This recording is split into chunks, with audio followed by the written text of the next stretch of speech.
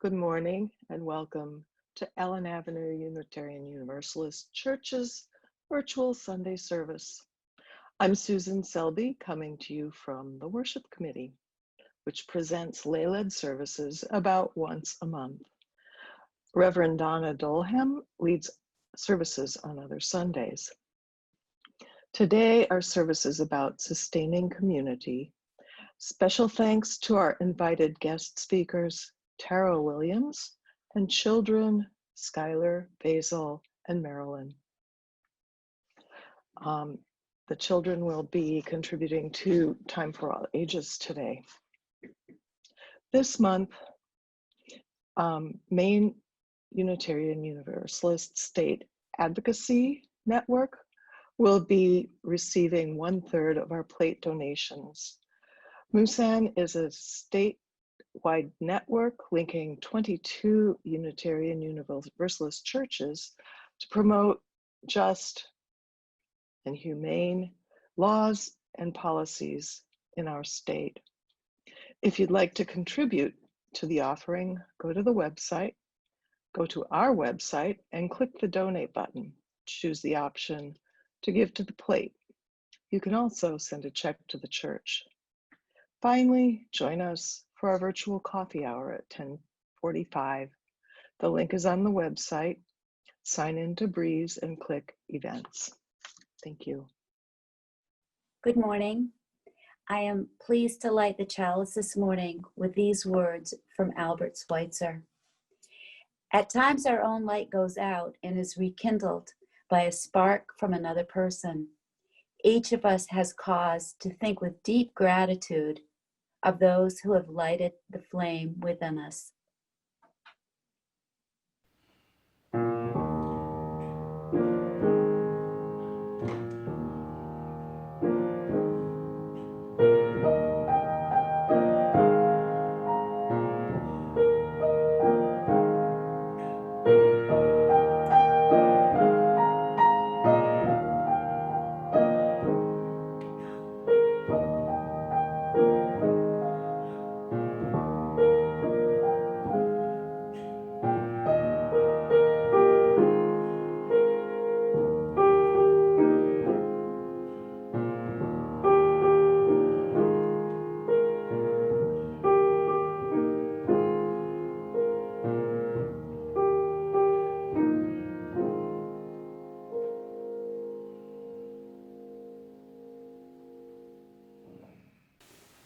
Good morning, or good afternoon, or good evening, or whatever time it happens to be while you are watching this. I am Rick Kimball, a member of the Worship Committee, here to say that first there was Generation X, next came the Millennials, then Generation Z, and now it's Generation Zoom, featuring the Zoom kids who think their distant grandparents are flat like paper dolls and live in little boxes on flickering screens. Zoom kids who make others smile by peeking around their mother's head while she is at a Zoom meeting, then run off to do whatever they like in the rest of the room unseen while the meeting continues. Kids who rebel against owl sexuality classes because what's the sense if you can't touch? Kids who will need to know new love songs like maybe I zoom to you and you zoom to me, love forever zoomed. Kids who think computers and community are one and that community is best sustained by Zoom. These kids may someday need therapy to help them figure out just why the lips of the talking head on the screen can't keep up with the voice, and to help them accept that the masked people they see in grocery stores really do have chins. These kids may need to be taught how to hug, how to hold hands, how to sustain both friendship and community in person. Well, all of us, not just the Zoom kids, could need therapy once this COVID time ends. But maybe, just maybe, we can avoid paying for it by beginning it ourselves, on our own, right now. Maybe, just maybe, all of us Zoom kids and Zoom adults too can find the value of the masks that cause us to look more deeply into each other's eyes, through those eyes to see what lies within, to the sorrows, the joys, the grief, the laughter, the hope, and the love. That's what this service is for, to help us explore together, before we go mad, how best to connect deeply with each other, how to sustain true and rich community in time of forced separation, even isolation. We begin with a time for all ages. Hi, this is Susan Selby from your worship committee. This morning, I'd like to introduce our Time for All Ages. We are lucky to have the participation of 3 of our children today, discussing their thoughts and experiences about this season of COVID. And so I'd like to welcome Skylar, Basil, and Marilyn. Thank you. I'm able to actually see my friends, like them coming over to my house. 2 of my friends can come over without masks on. 3 of my friends, can come over without masks on. The rest have to come over with masks on. I think I will carry with me for the rest of my life the knowing that friends and family are important. I usually do like the messenger kids thing. You can like chat things, and you can like text your friends, and you can get on a call with them.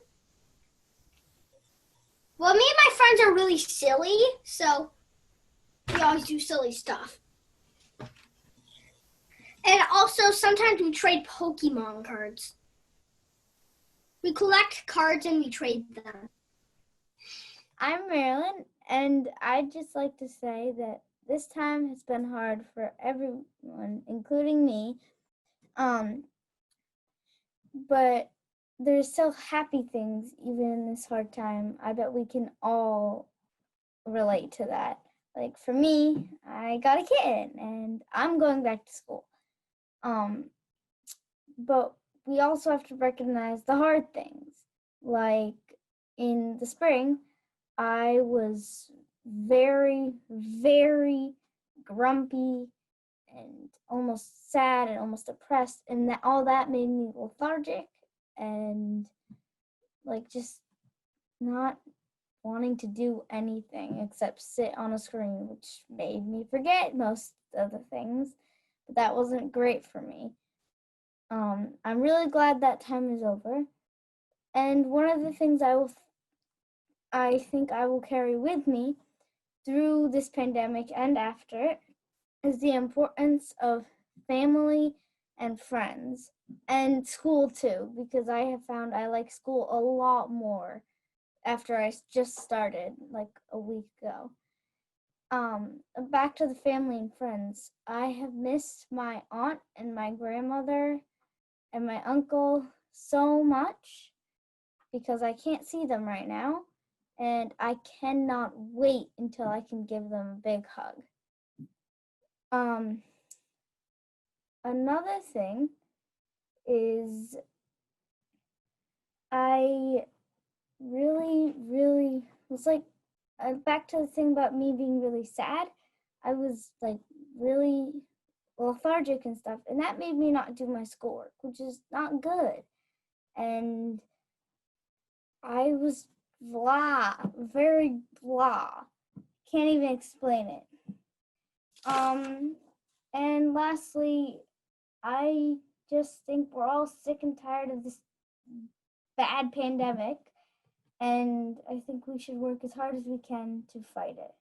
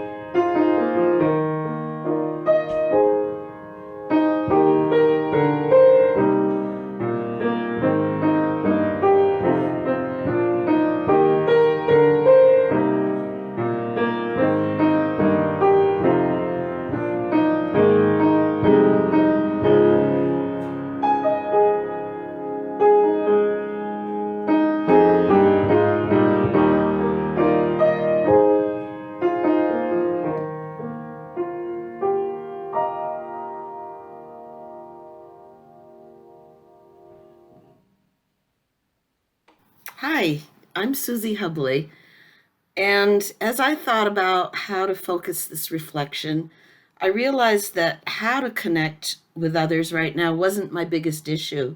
What I grapple with is why to connect with others. I've heard others say similar things, so I don't think I'm alone. In fact, one way I know that is because another person on the worship committee, by coincidence, also wrote a piece about being an introvert during the pandemic. So I'm not alone. And though I love people and feel deeply rewarded by the relationships I'm in, my knee-jerk emotional default is isolation. So it's been all too easy to sort of enjoy the enforced solitude of the pandemic. There are excellent reasons not to be in a crowd. I can do things by myself without that vague sense of guilt I've always had about avoiding the company of other human beings. But still, life has taken on a certain sameness, a certain dreariness and flatness at times, and a feeling that some of the meaning has faded away. I miss the church community that I was really starting to feel a part of. And I'm seeing very clearly that connecting with other members of this community gives my life some sparkle. But much more than that, it has a real spiritual dimension, as reflected in the 7 principles. It takes me a long time to feel comfortable with places and people, and that process had begun for me with A2U2 before the pandemic. I feel a bond with the people I've interacted with here. So it means that I really have to try to sustain the connections I've made and to make new ones. Though I do really enjoy it, socializing isn't my natural propensity, but I'm so rewarded emotionally when I do. The path isn't always straight, and at times I fall back. But here are some things that I'm trying to do to keep the connections going. I've joined 3 new activities at church. I'm not yet feeling comfortable doing in-person gatherings during the pandemic, but I am attending Zoom meetings and responding to email and sending emails of my own. And though I always ducked out of coffee hour in person, I'm trying to be there for the Zoom version, and I'm even staying for the breakout groups. Um, as a result, I'm getting to know people I had only seen in the past. I'm finding coffee hour is fun, despite the occasional weirdness of Zoom technology.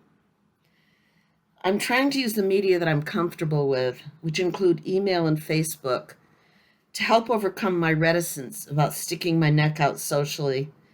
In a way, that kind of eases me into things where I might have retreated from, say, suggesting an in person lunch or coffee together. Um, I knew when I began attending A2U2 that this was the community I wanted to be part of. My life was entering a major transition, and this was my community, this church. And I know my heart won't let that connection go. Thank you. Hi, my name is Tara Williams, and I've been thinking a lot lately about the impact that this pandemic and this time of quarantine and social distancing has had on me and my family and so many people in my life. I've really been appreciative of the different ways that technology can bring us together. Something I don't think I have appreciated as much until now. I've reconnected with old friends who I hadn't talked to in a while, and we planned Zoom calls together in the evenings and caught up after months and years of not connecting. I've had wonderful socially distanced runs with close friends here in Maine. It's opened up my eyes to new ways that I can connect with people. I had never thought about going running with a friend who lives in a different state than me, but we could plan a run at the same time and both be on the phone together and talk. And there's a couple of friends here in Maine in particular that running has been pretty important to me. It's been something that I've done a lot in my life, and I've trained for races with them. And one of them reached out in March and said, I think we should, meet for a weekly run together.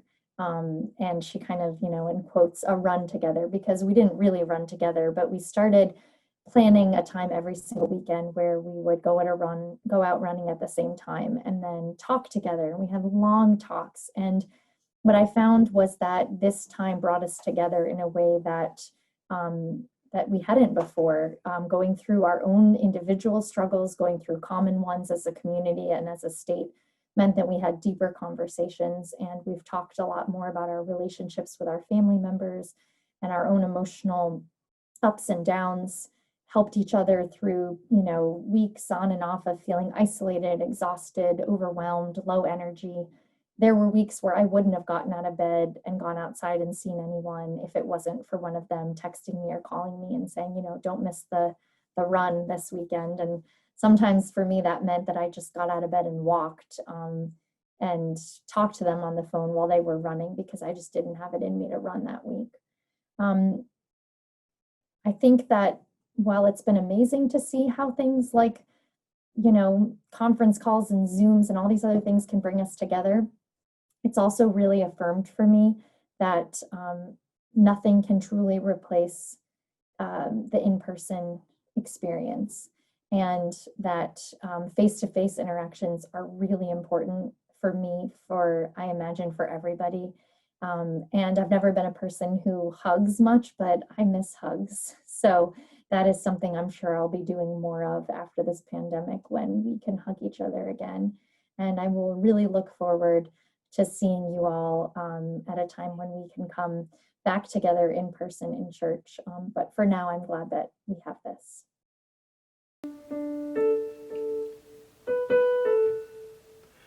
Introverted little me, I'm my own community.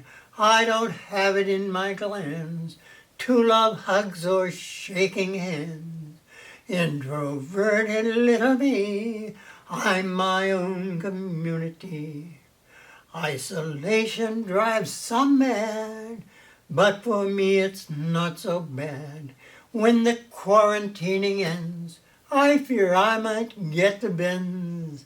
Isolation drives some mad, but for me it's not so bad. Yet I sense with growing fear, life alone can be too drear.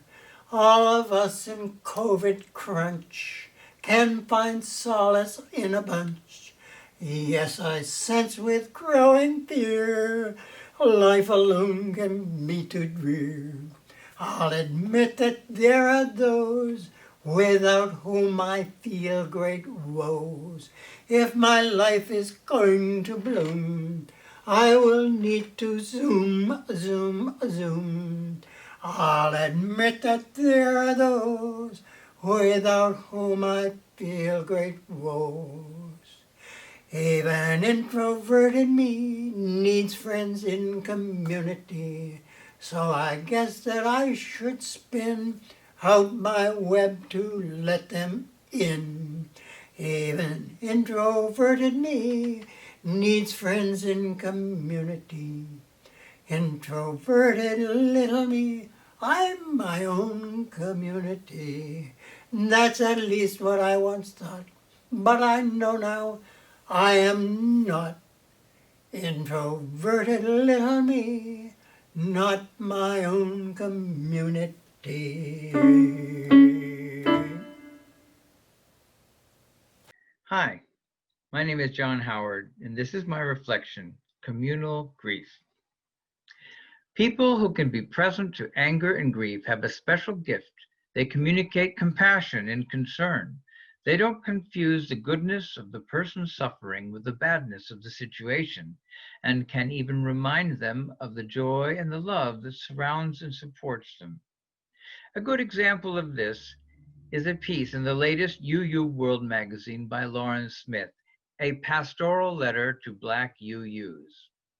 What struck me about her writing is that both grief and joy are given equal weight and somehow held together without diminishing either. She begins by naming the tragic experiences happening right now within the Black community, but then she writes an astonishing paragraph full of the joy she feels being Black. By the end of this paragraph, the reader has been lifted to a very high place. This is a remarkable accomplishment. Then she asks, how is it with your spirit today, giving weight to our individual experiences? She asks us to reflect, what does it mean to survive when so many of us have died recently, unable to breathe? The phrase, I can't breathe, takes me back to a moment last spring when I didn't do very well holding space for someone else's grief. I was in a Zoom meeting as a rep for the Democratic State Convention, and our guest panelists were checking in. Rachel Talbot Ross is a member of the Maine House of Representatives, the first African-American woman to serve in the legislature.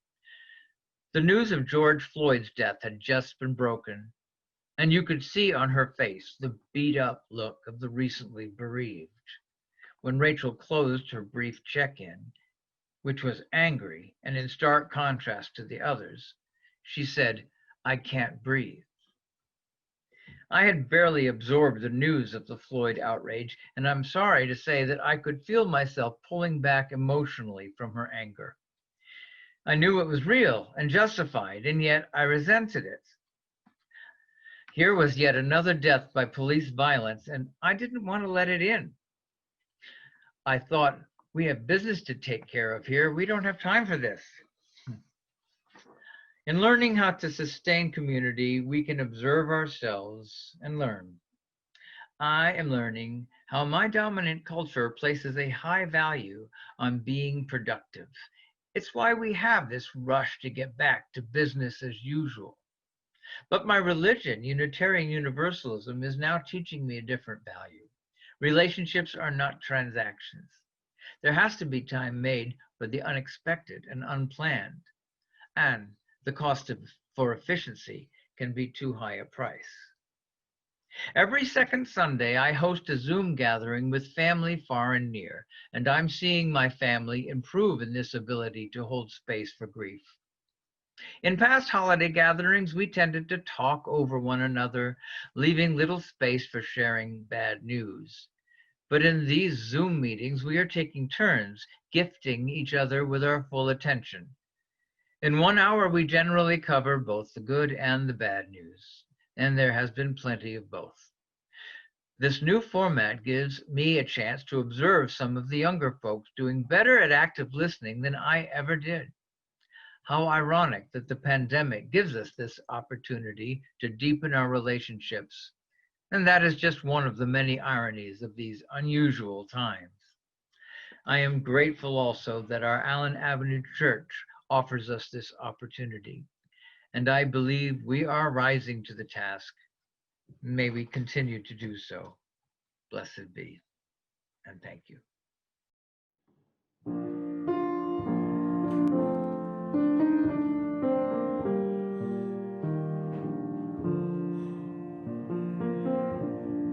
Comfort me, comfort me, comfort me, oh my soul. Comfort me, comfort me, comfort me, oh my soul.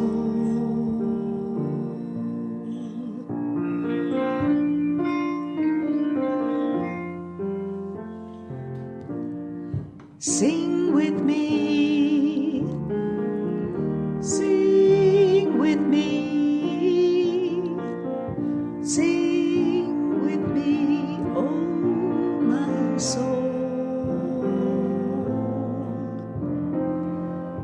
Sing with me, sing with me,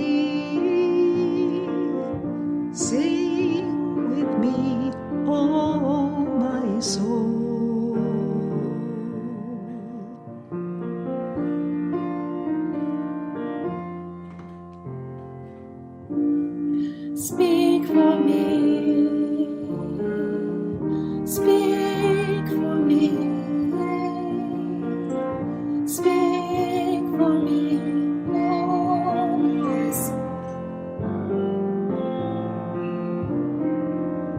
Speak for me. Speak for me. Speak for me, oh my soul.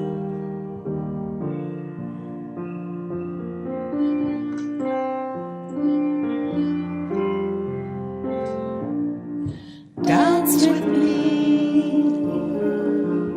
dance with me, dance with me, oh my soul. Dance with me, dance with me, dance with me, oh my soul.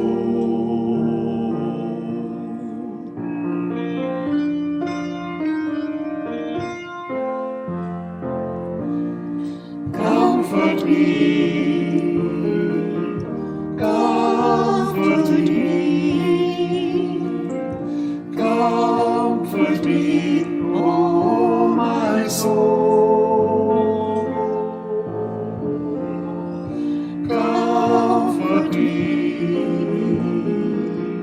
comfort me, comfort me, oh my soul.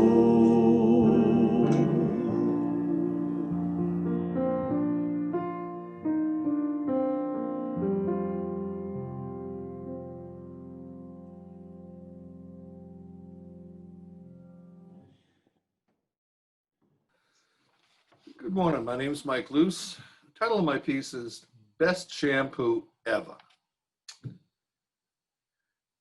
That was the best shampoo I ever had. She was beaming.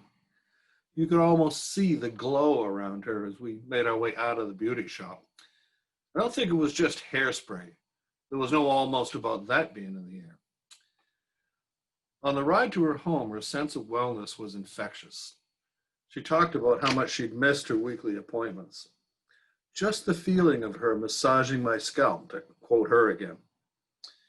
She was often pretty dour, but it was easy to see this day that there was an unaccustomed little crinkle in her eyes behind the mask.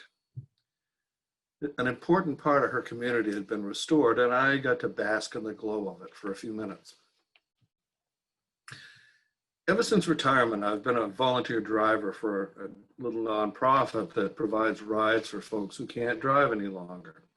Arm in arm, door through door is the motto. During the shutdown, rides had been restricted to just medically necessary. When it opened up again, my favorite rides were those first trips back to the beautician for some of the regulars. Had a lot of conversations with folks about the loss of community during this pandemic, and it's been felt severely by many of our seniors.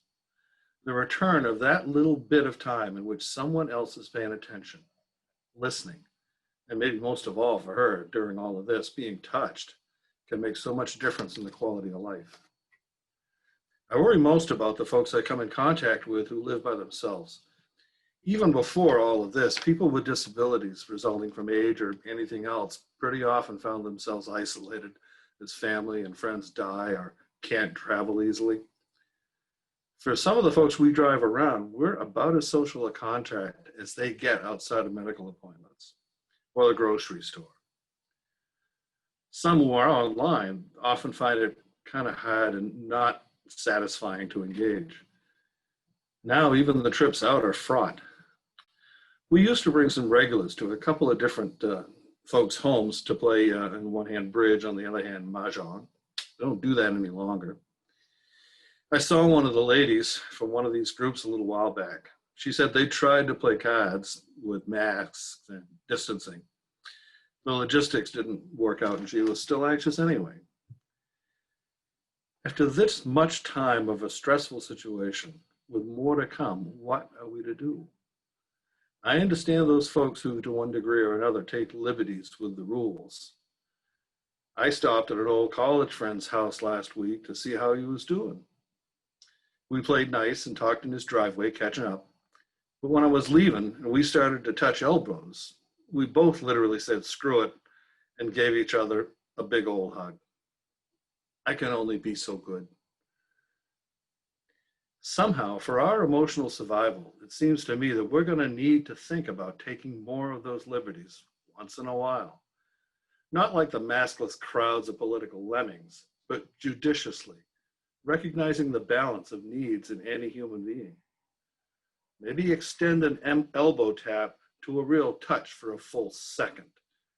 Something, anything that can relieve the anxieties and separation affecting all of us, even for a moment. Doesn't have to be physical. What can you come up with? This is going to be a while.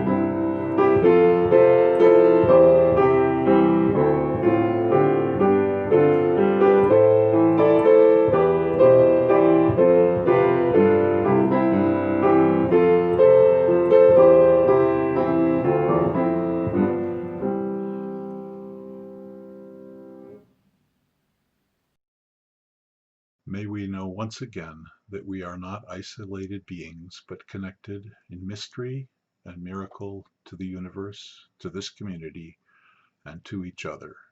Blessed be.